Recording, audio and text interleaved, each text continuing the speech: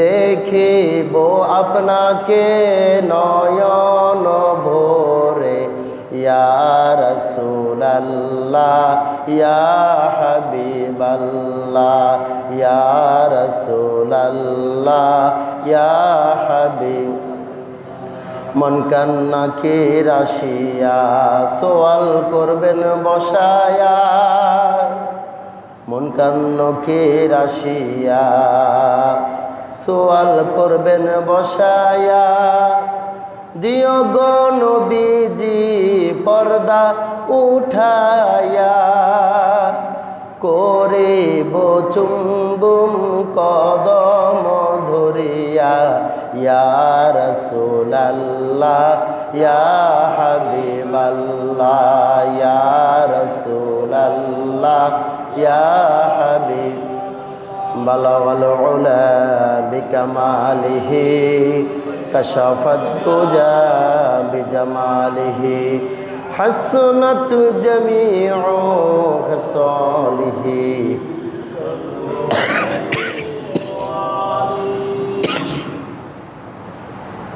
মুসলিম ভাইরা আমার, আসুন সকলে সর্বপ্রথমেই মহান আল্লাহ পাকের দরবারে শুকরিয়া আদায় করব যে আল্লাহ পাক রব্বুল আলামিন আমাদেরকে সলাতুল জুমা আদায় করার জন্য তার ঘরে আসার বসার তৌফিক দান করেছেন। সকলে বলেই আলহামদুলিল্লাহ।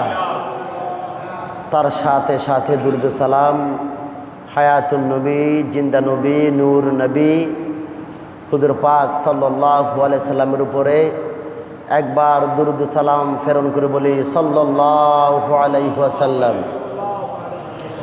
হাজরিন, আমি গত জুমায় আপনাদের সামনে আলোচনা করেছিলাম হত্যার ব্যাপারে কোরআন এবং হাদিস থেকে আলোচনা করেছি।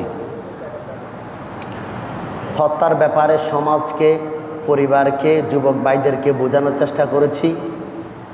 ওই সূত্র ধরে হত্যার পিছনে, যে কোনো খারাপ কাজের পিছনে আমাদের কি আল্লাহ তাআলা একটা জিনিস নির্ধারণ করেছেন, সেটা হচ্ছে সবর ধরা। কি ধরা? সবর করা, ধৈর্য ধরা, হতাশ না হওয়া। অর্থাৎ ধৈর্য না ধরে, একটু সময় না নিয়ে যে কোনো কাজ হঠাৎ করে ফেলা, সেটা ভালো হোক কিংবা খারাপ হোক, ওই ধৈর্য না থাকার কারণে আমরা অনেক কাজ করে ফেলি, যার মাসুল আমাদেরকে পরে দিতে হয়। রাতের বিপরীতে আল্লাহ দিন দিয়েছেন, আসমানের বিপরীতে আল্লাহ জমিন সৃষ্টি করেছেন, পাহাড়ের বিপরীতে আল্লাহ সমুদ্র সৃষ্টি করেছেন। আর আল্লাহ বিপদের মুহূর্তে, বিপদের বিপরীতে আল্লাহ ধৈর্যের ব্যাপারটা নাজিল করেছেন, যা কোরআন এবং হাদিসে অসংখ্য অগণিতবার আল্লাহ তাআলা প্রত্যেক নবী আলাইহিস সালামগণকে বুঝিয়েছেন। মানুষ তোমাদেরকে অনেক কিছু বলবে, আখিরি জামানার নবীদের ব্যবসায় খারাপ হবে, উম্মতের ফ্যামিলির মধ্যে অভাব দেখা দিবে, রোগ শোক দেখা দিবে, ছেলে সন্তান অল্প বয়সে দুনিয়া থেকে বিদায় হয়ে যাবে, ব্যবসায় লস হবে, ব্যবসায় ধস হবে, হঠাৎ করে বাবা মা দুনিয়া থেকে বিদায় হয়ে যাবে, হঠাৎ করে ঘরের বিবি দুনিয়া থেকে বিদায় হয়ে যাবে, আপনি নিঃস্ব হয়ে যাবেন, অসহায় হয়ে যাবেন। এমন তো অবস্থায় আল্লাহ কি করার জন্য বলেছেন? ধৈর্য ধরার জন্য আল্লাহ আদেশ করেছেন। ধৈর্যের ফলাফল কি? আল্লাহর হাবিব সাল্লাল্লাহু আলাইহি ওয়াসাল্লাম ধৈর্য ধরেছেন কি না? এই ব্যাপারে সামান্য কিছু কথা বলবো, যেহেতু শীতকাল। চেষ্টা করব 5 কিংবা 10-এর মধ্যে ইনশাল্লাহ খুতবাটা শেষ করে দেওয়ার জন্য। হাজরিন, আমি পবিত্র কোরআনের সূরা আল ইমরানের 133 নম্বর আয়াত আপনাদের সামনে তেলাওয়াত করেছি। আল্লাহ পাক রব্বুল আলামিন আয় ব্যয় এবং বিপদ আপদে কি করতে হবে সেই ব্যাপারে আল্লাহ আমাদেরকে শিখিয়ে দিচ্ছেন। আল্লাহ পাক রব্বুল আলামিন বলতেছেন, আল্লাযীনা ইউনফিকুনা ফিস সাররাই ওয়াদ দাররা, ফিস সাররা ওয়াদ দাররা। আল্লাহ বলেছেন, যারা সুসময়ে এবং দুঃসময়ে ব্যয় করে, সুসময়ে আর দুঃসময়ে। একটা হচ্ছে, আমি এখানে অনেকবার বলেছি, কিছু কিছু জিনিস আপনাদেরকে খুঁজে নিয়েছি আমি, আর আরেকটা হচ্ছে খোঁজার আগে আপনারা দিয়ে দিয়েছেন। দুইটার মধ্যে পার্থক্য আছে না নাই? আছে। এই যে এত বড় একটা বিশাল ফ্যাক্টরি, বেতন দেওয়ার একটা তারিখ থাকে, 10 তারিখ, 12 তারিখ কিংবা 15 তারিখ। এখন শ্রমিকরা যদি 12 তারিখের বেতনের ডেট শেষ 15 তারিখ হয়, 15 তারিখ শেষ হলে 20 তারিখ হয়, তারা যদি খোঁজে, মালিকেরও একটা বিরক্তিকর ব্যাপার, লজ্জা পায়। আবার শ্রমিক যারা, তারাও মালিক ভেবে ভয়ে ভয়ে খোঁজে। কথা বলেন ঠিক কিনা? আর মালিক যদি টাইম টু টাইম দিয়ে দেয় বা তারাও আগে দিয়ে দেয়, এখানে পরিবেশ বলেন, কাজের আগ্রহ বলেন, সব কিছু কী থাকবে? একটা সৌন্দর্য থাকবে না? আল্লাহ পাক বলেছেন, যাদের পর্যাপ্ত পরিমাণ সম্পত্তি আল্লাহ দিয়েছেন, যারা মানুষের দুঃসময়ে কিংবা সুসময়ে সে ব্যয় করে তার মতো করে, সম্পত্তি নষ্ট করে, যার মসজিদে যা দেওয়া দরকার, একজন এতিমকে যা দেওয়া দরকার সে ব্যয় করে কোরআন এবং হাদিস মোতাবেক। ওইটার ভিতর বরকত আল্লাহর পক্ষ থেকে স্পেশাল আলাদা একটা বরকত থাকে। আলহামদুলিল্লাহ বলেন। কোরবানির আলোচনা, কোরবানির গোশত আমরা দিয়ে আসি, মানুষ আসে আমাদের ধারে ধারে, ঘরে ঘরে সামনে গিয়ে দাঁড়াই থাকে। কোনো মুফতি মুহাদ্দিস বলতে পারবে না কোরবানির গরিবের যে এতিমের যে হক, গোশতের যে হক, সেটা উচিত হচ্ছে কোরবানি যে ব্যক্তি দিবে সে তার ঘরে গিয়ে দিয়ে আসবে। আর আমাদের দেশে যারা যারা আসে দিয়ে দিই, বা তাদেরকে ফোন করি, অন্য লোক দিয়ে আমরা দিয়ে আসি। আমাদের সম্পূর্ণ পদ্ধতিটা ভুল। ঠিক আপনার খাওয়া দাওয়া, উঠা বসা, দান সাদগা থাকতে হবে কি আল্লাহর নিয়ামত মনে করে, শুকরিয়া গুজার করে। কেউ চাওয়ার আগে আমি দিয়ে দিব। তার বেতন হোক, ভিক্ষুকের ভিক্ষুক হোক, আত্মীয় স্বজনের হক হোক, মসজিদের হক হোক, কিংবা ইমাম সাহেবের হক হোক, এটা আপনি স্বেচ্ছায় দিয়ে ফেলার চেষ্টা করবেন। তাহলে আল্লাহ খুশি হবেন, আপনার ইবাদতের পরিপূর্ণতা হাসিল করা আপনার পক্ষে সম্ভব। আল্লাহ পাক রব্বুল আলামিন বললেন, যারা সুসময়ে ও দুঃসময় কি করে? ব্যয় করে। এরপরে বললেন, ওয়াল কাযিমিনাল গায়জ ওয়াল আফিনা আনিন নাস। এরপরের এই আয়াতের পরের অংশ বলতেছেন, রাগকে যারা সংবরণ করে। রাগকে যারা কি করে? সংবরণ করে, অর্থাৎ ধৈর্য ধরে যারা থাকে। এর আগের ব্যাপারে আল্লাহ পাক রব্বুল আলামিন তার প্রিয় হাবিবকে সবচেয়ে বেশি ধৈর্য ধারণের ব্যাপারে আল্লাহ তার প্রিয় হাবিবকে আদেশ করেছেন যে আপনি ধৈর্য ধরবেন প্রত্যেকটা কাজে, ধৈর্য ধরবেন প্রত্যেকটা কথায়। আপনি রাগ করবেন। তায়েফের মাঠে যখন ইহুদি মুশরিকরা আল্লাহ নবীর গায়ের মধ্যে পাথর নিক্ষেপ করা শুরু করলো, জিব্রাইল ফেরেশতা হাজির আল্লাহ নবীর কাছে। জিব্রাইল ফেরেশতা বলে, ইয়া রাসূলুল্লাহ, আপনাকে তায়েফবাসীরা এত বেশি মারতেছে, আপনি কিছু বলতেছেন না। আপনি যদি বলেন আল্লাহ তো ওদের উপর গজব 1 মিনিটে ফেলে দিবে, আপনি শুধু একবার অনুমতি দেন। ইয়া রাসূলুল্লাহ, আমি জিব্রাইলের 600 পাখা আছে, আমি যদি একটা পাখা দিয়ে তায়েফবাসীদেরকে চাপ দিই, পুরা তায়েফবাসী 70 গজ মাটির নিচে চলে যাবে। সুবহানাল্লাহ বলেন। এটা প্রস্তাব কাকে? রসুলকে। কেন? রসুলকে ওরা মেরেছে, আঘাত করেছে, জিব্রাইল আলাইহিস সালাম সহ্য করতে পারে না। অসংখ্য অগণিত ফেরেশতারা প্রস্তাব দিয়েছে, আল্লাহ নবী উত্তর দিয়েছেন, জিব্রাইল তারাই তো আমাকে মারবে, তাদেরকে যদি আমি রাগ করে ধৈর্য হারা হয়ে যদি শাস্তি দিয়ে ফেলি, তুমি যদি তাদেরকে শাস্তি দিয়ে 70 গজ মাটির নিচে যদি ডাবাই ফেলো, আমি কালিমার দাওয়াত, আল্লাহর দ্বীনের দাওয়াত কার কাছে দিব? সুবহানাল্লাহ বলেন। তাহলে ধৈর্যের মানদণ্ড কতটুকু বুঝতে পেরেছেন আপনারা? তাহলে এইভাবে ধৈর্য রাখতে হবে।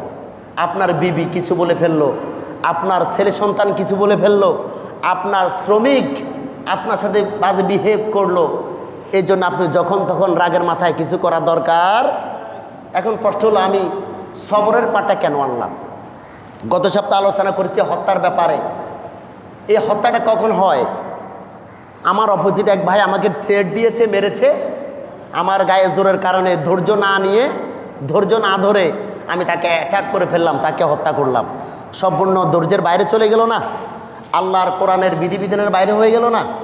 এই জন্য মানুষ অনেক কিছু বলবে, আপনাকে ধৈর্য ধরতে হবে। এটা সেটা কার কথা? জোরে বলেন, কার কথা? আল্লাহ এবং তার রসুলের কথা। প্রত্যেকটা কাজে, প্রত্যেকটা লেনদেনে, প্রত্যেকটা উঠা বসায়, ব্যবসা বাণিজ্যে ধৈর্য ধরতে হবে। ধৈর্য ধরলে উপকার কি? ধৈর্য ধরলে উপকার, আল্লাহর হাবিব সাল্লাল্লাহু আলাইহি ওয়াসাল্লাম তিরমিজির মধ্যে বলেন, আল্লাহ পাক রব্বুল আলামিন তার উম্মতদের মধ্যে নরনারীদেরকে সম্পদের মাধ্যমে, বিপদের মাধ্যমে পরীক্ষা নেন। কি নেন? পরীক্ষা নেন। সম্পদ নিয়ে যাবে, এটা একটা পরীক্ষা। ছেলে সন্তান নিয়ে যাবে, এটা আপনার জন্য, আমার জন্য একটা পরীক্ষা। তিরমিজির বর্ণনা, মা ইয়াজালুল বালাউ বিল মুমিনিনা ওয়াল মুমিনাত ফি নাফসিহি।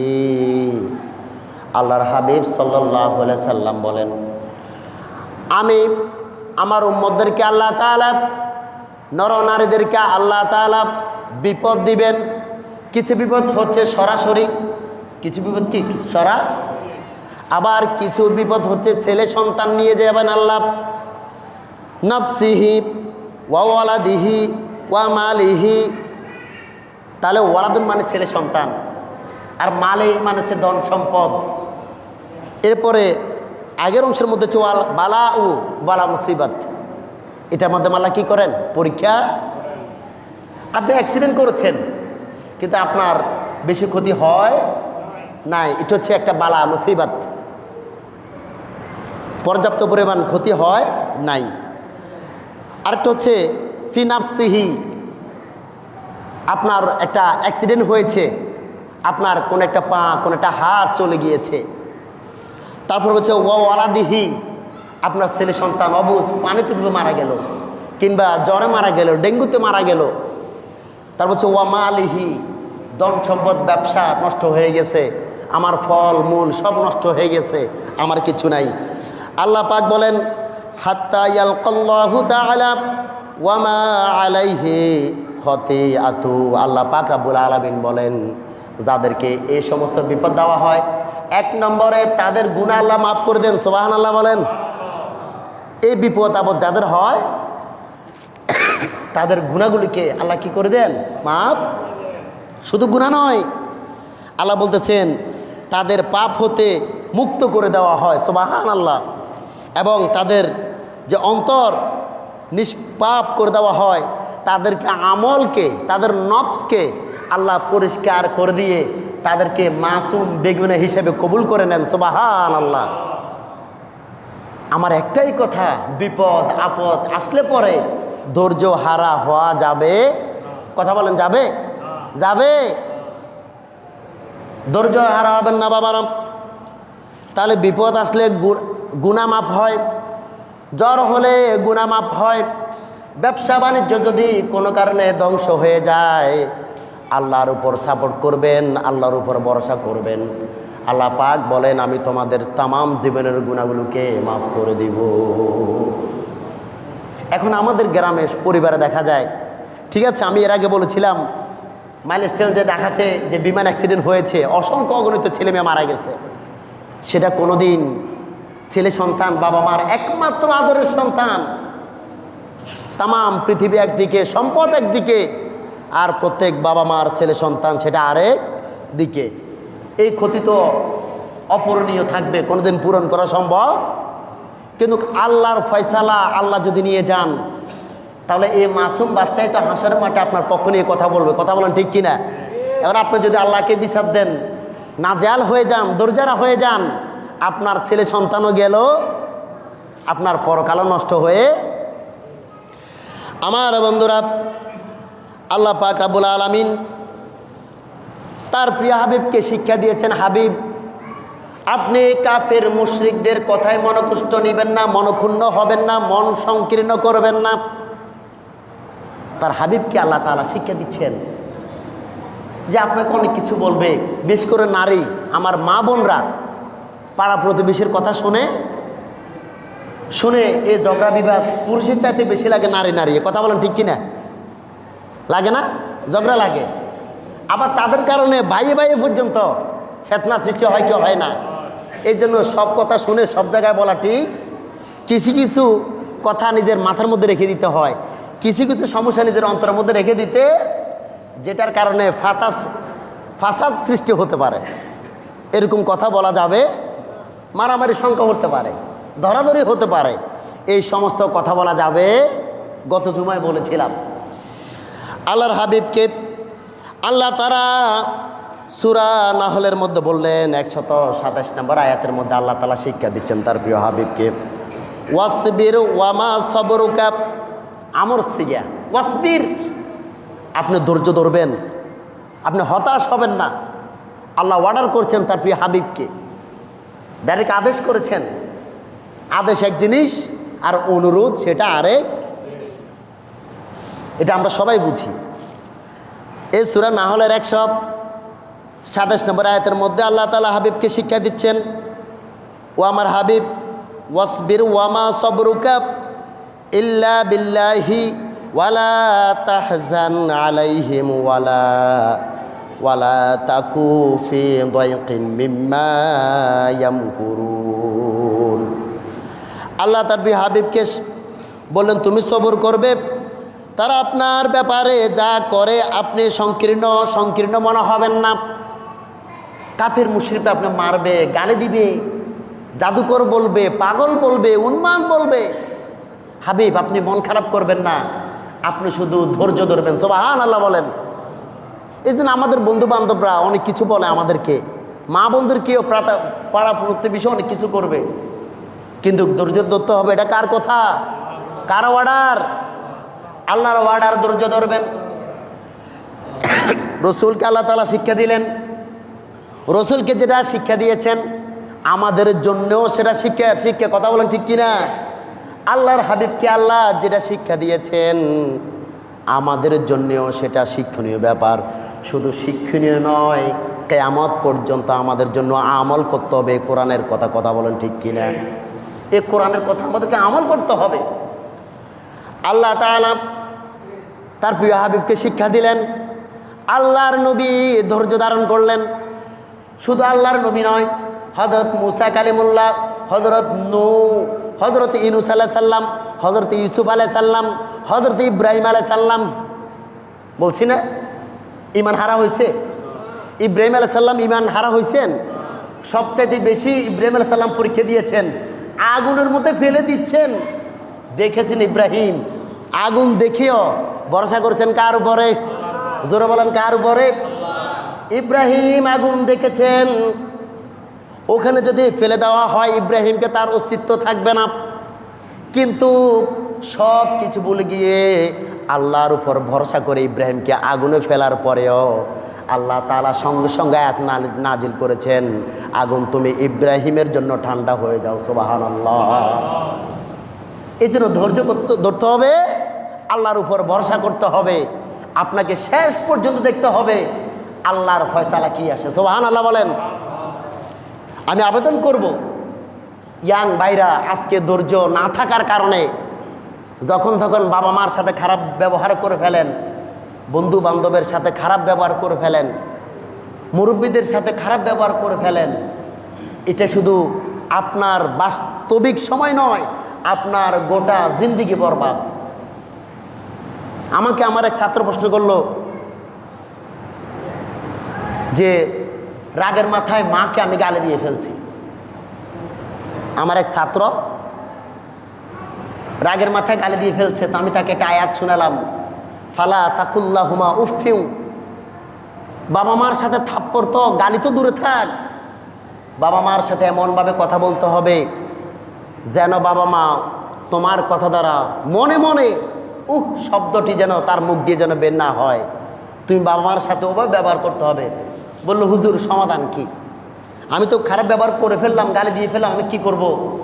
আমি বললাম মায়ের কাছে মাপ চাইবে, পায়ের উপর পড়ে থাকবে, যতক্ষণ পর্যন্ত না মায়ের চোখ দিয়ে পানি বের হয়ে তোমার মাথার উপরে না পড়ে ততক্ষণ পর্যন্ত তুমি মায়ের পা ছাড়বে না, দৌড়ে থাকবে। মা মাথার উপর হাত দেবে, চোখের পানি মায়ের চোখ দিয়ে বের হবে, তারপর তুমি মাকে বলবে মা তুমি আমাকে মাফ করে দাও। মা যদি বলে আমি মাফ করে দিয়েছি, তারপর তোমার মাপ। এর বাহিরে আমার দৃষ্টিকোণ থেকে তোমার মাপের কোনো আর সুযোগ ব্যাস। এই জন্য ধৈর্য হবেন না। বাবা মাকে, এলাকার মুরব্বীদেরকে, সিনিয়রদেরকে তিরস্কার করবেন না, রাগের মাথায় কিছু বলে ফেলবেন না। বন্ধু বান্ধবদের রাগের মাথায় কলার ধরবেন না, বন্ধু বান্ধবদেরকে রাগের মাথায় হত্যা করবেন না। সব হয় আমাদের রাগের কারণে। কথা বলেন ঠিক কিনা? আমার বাবারা, আল্লাহ পাক রব্বুল আলামিন তার প্রিয় হাবিবকে শিক্ষা দিলেন প্রত্যেক কাজে ধৈর্য ধরবে। আল্লাহ পাক রব্বুল আলামিন তার প্রিয় হাবিব আমাদেরকে একটা উদাহরণ দিয়েছেন। কেমন উদাহরণ? চট্টগ্রামে একটা কুস্তি খেলা হয়, দেখছেন না? দেখেন বৈশাখ মাসের মনে হয় মাঝখান দিকে একটা কুস্তি খেলা হয়, জব্বরের বলি খেলা বলে না এটা? এই হাদিসটা আমি কালকে পেয়ে অবাক হয়ে গেলাম, বুখারীর হাদিস। এই জব্বরের বলি খেলা এটা একটা বাহাদুরি নয়, যে জিতে সেটা কি বেশি বাহাদুরি? গতবার আগেবার জিতেছে মনে কুমিল্লার এক লোক, যে ফার্স্ট হয়েছে। এবার কে হয়েছে আমি সঠিক জানি না। আমার বাড়ি আবার কুমিল্লা, যেটা নিয়ে বাড়াবাড়ি চলতেছে নোয়াখালী এখন আর কুমিল্লা বিভাগ নিয়ে যা চলতেছে যুদ্ধ। একই সময় যখন ফেসবুকে ঢুকি, ওটা চাইতে রাতে 3টা বাজে, মানে চাইতেছে আর ভালো লাগে। ওই যে কেউ এই রেফারেন্স দিচ্ছে, কেউ ওই রেফারেন্স দিচ্ছে। তা আমিও কালকে একটু দেখলাম যে আপনার ফেনী পার হলে পরে কুমিল্লা শুরু, একদম ঢাকা পর্যন্ত, গৌরীপুর পর্যন্ত কুমিল্লা, মানে মোট কত কিলো। মানে আমার মন চায়, যেহেতু আমার কুমিল্লা, আমার বাড়িও কুমিল্লা, একটু মন তো চায় আমি এটার পক্ষে থাকি। এটা রক্তের টান, কিছু করার নাই এখানে। তবে বাড়াবাড়ি করা যাবে? এই যে গাড়ি ভাঙে, অ্যাম্বুলেন্স আটকায় ফেলে, এগুলো শুনতেছি। কুমিল্লার মানুষ যেহেতু এখানে বিশ্ব রোড, এগুলো ঠিক না, এগুলো অন্যায়। এখন দেখলাম যে আমাদের মতো মেম্বাররা যারা আছে তারাও দেখলাম যে মাঠে মধ্যে নামে গেছে। কী যে হচ্ছে দেশের ভিতরে, আর কী যে হচ্ছে ফেতনার, আমি কিছু বুঝলাম না। বিভাগ দেখাচ্ছে, বিভিন্ন আলেম ওলামা পর্যন্ত আন্দোলন নেমে যাচ্ছে। আরে ভাই বিভাগটা কি? এটা করলে কি আপনি জান্নাতে যেতে পারবেন? এই আন্দোলন করা কি ফরজ? কোরআন খেয়ে ফেলতেছে, রসুলুল্লাহর দিনকে ধ্বংস করে ফেলা হচ্ছে, ইসলামকে ধ্বংস করে ফেলা হচ্ছে। এসব ব্যাপারে আলেম ওলামার কোনো কথা নাই, আন্দোলন নাই। বিভাগ নিয়ে দুনিয়ার আলেম ওলামা সব শেষ। আমার নোয়াখালীর কেউ আছে না এখানে? আমি কিন্তু নোয়াখালীর মানুষদেরকে খারাপ বলতেছি না, আবার কুমিল্লার মানুষ ভালো সেটাও আমি বলতেছি না। এই যে জব্বরের বলি খেলা, এটা আসছে, ওই যে বললাম এর আগে কুমিল্লার একজন ফার্স্ট হয়েছে, ওই সময় কথাটা বলে ফেললাম। জব্বরের বলি খেলা, এই যে কুস্তি খেলা, এটাকে কী বলে? কুস্তি খেলা নি বলে? আপনারা বলতে পারবেন, আমরা তো আসলে এই যুগে বলি খেলা বলে। আর কুস্তি খেলা কোনটা তাহলে? একই, কুস্তি খেলা বলি খেলা।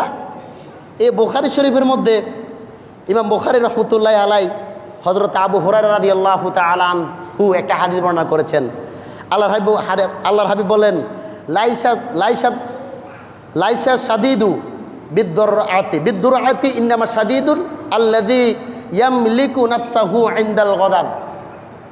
এ দুনিয়ার মানুষ যারা বলি খেলায় কিংবা কুস্তি খেলায় ফার্স্ট হয়, ফার্স্ট হয়, পুরস্কার পায়, বাবা পায়, তারা বাহাদুর নয়, তারা বীর বাহাদুর নয়।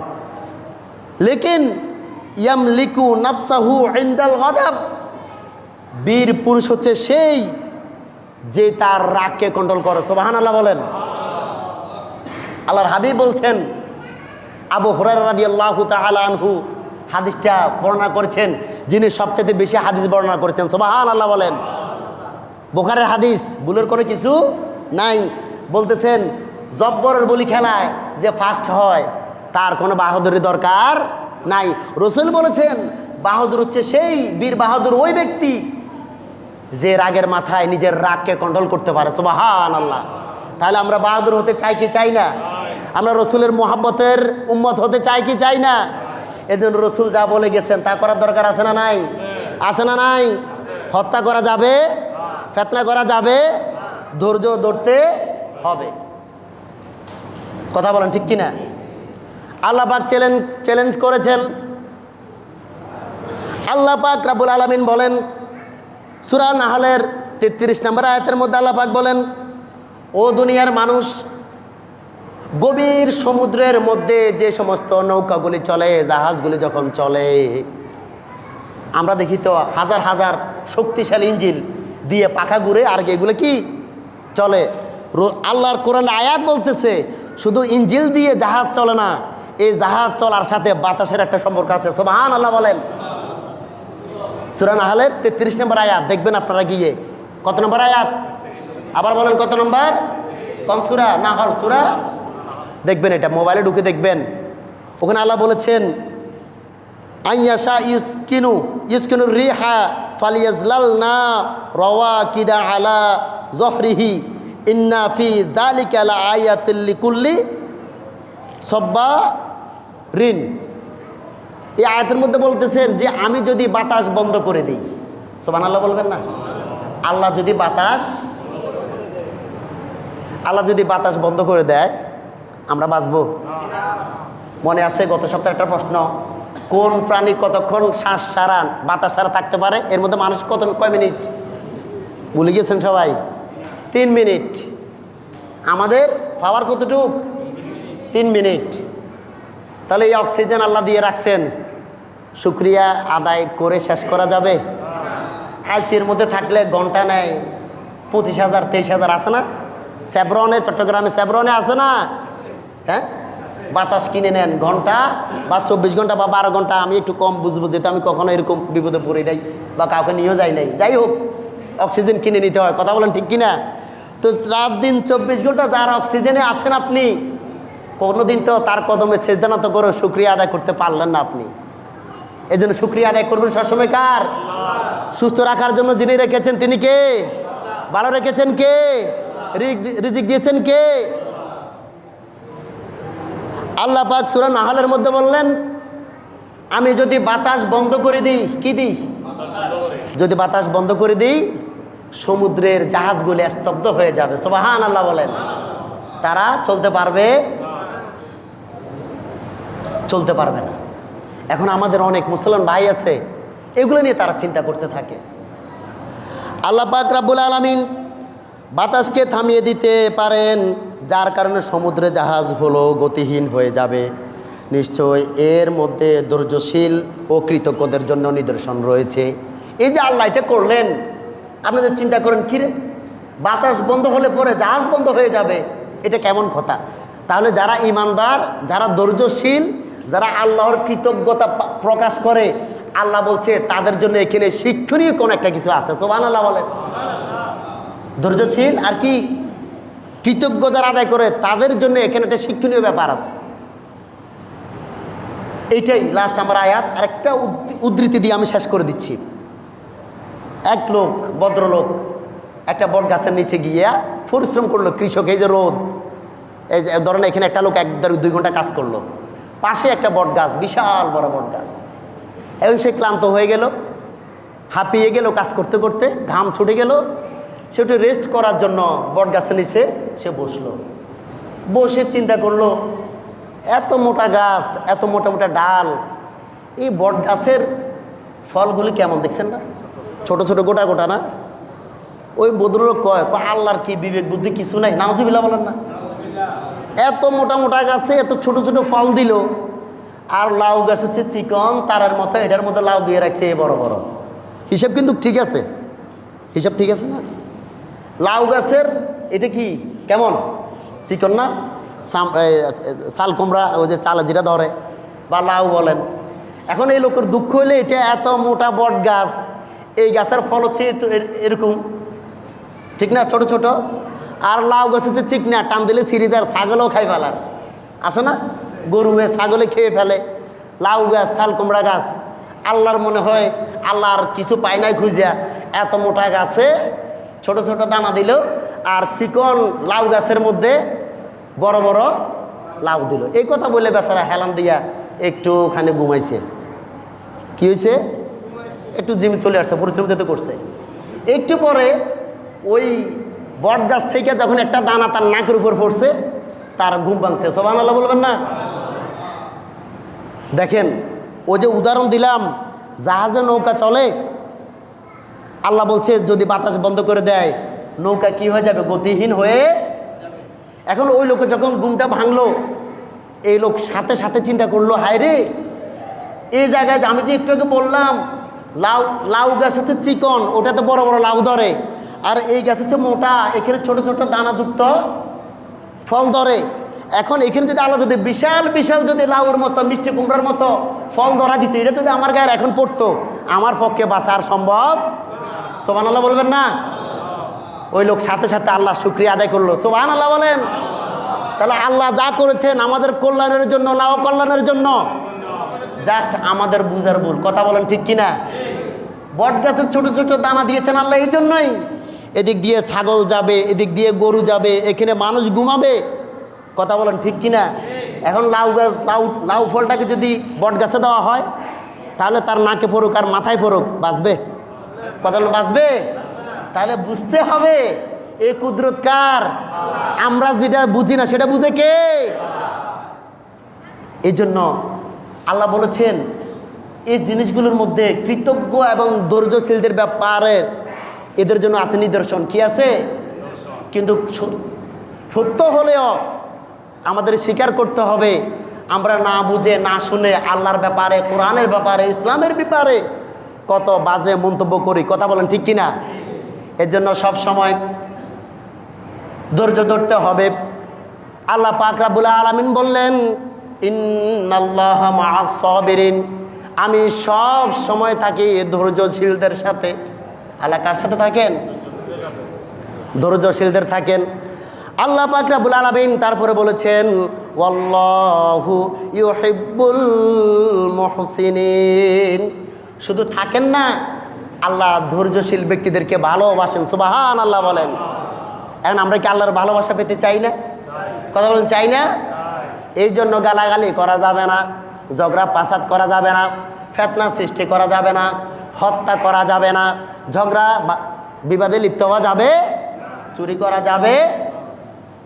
করা যাবে না। আমার বন্ধুরা, এই জিনিসগুলো কোরআন এবং হাদিস থেকে আর কত বলবো, এগুলো যদি আমরা মানি, আমাদের ইহকাল পরকাল আমরা 100% আল্লাহ এবং তার হাবিবের প্রিয় উম্মত হতে পারবো। কথা বলেন ঠিক কিনা? এই জন্য আমাদের সমাজ, আমাদের পরিবার সুন্দর করতে পারবো কিনা কোরআনের আলোকে? কথা বলেন, পারবো কিনা? ইনশাল্লাহ আমরা চেষ্টা করবো। হাজরিন, এগুলোর দিকে আপনারা লক্ষ্য রাখবেন, খেয়াল করবেন। এ বলে আমি আমার বক্তব্য শেষ করলাম। গত জুমায় জমা হয়েছে 1520 টাকা বলে মারহাবা। আমি মন থেকে তাদের জন্য দোয়া করি। মাসের শেষ, তাও আপনারা দিয়েছেন।